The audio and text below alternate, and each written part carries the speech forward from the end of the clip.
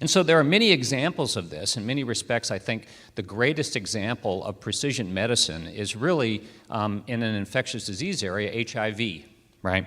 HIV, everybody thought, okay, there's this virus, HIV, and started out, you're going to get AZT, so everybody's treated the same because you have HIV.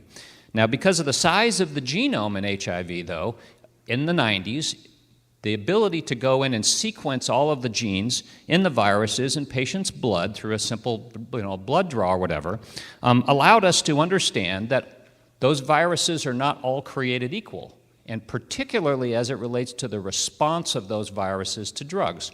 So then what happened?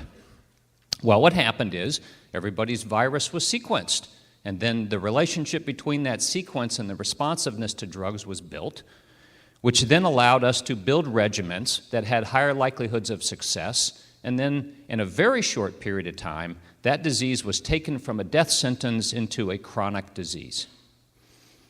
So this revolution, in many respects, is happening in the cancer arena right now.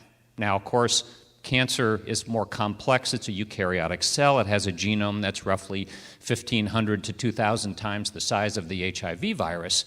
But all of the same things are going on. It's an unstable genome that is creating a heterogeneous population of cells that, in effect, is creating a different disease. So an example of that would be melanoma, for example, right? 10 years ago, if you had melanoma, and you were treated with basically the equivalent of hammer and tongs therapies because you had melanoma.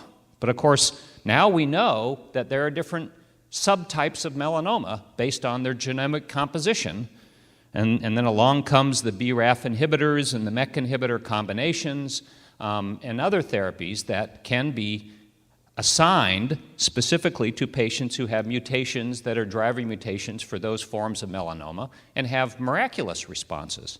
Whereas if you took that RAF inhibitor into the whole population of melanoma patients, the drug would have failed.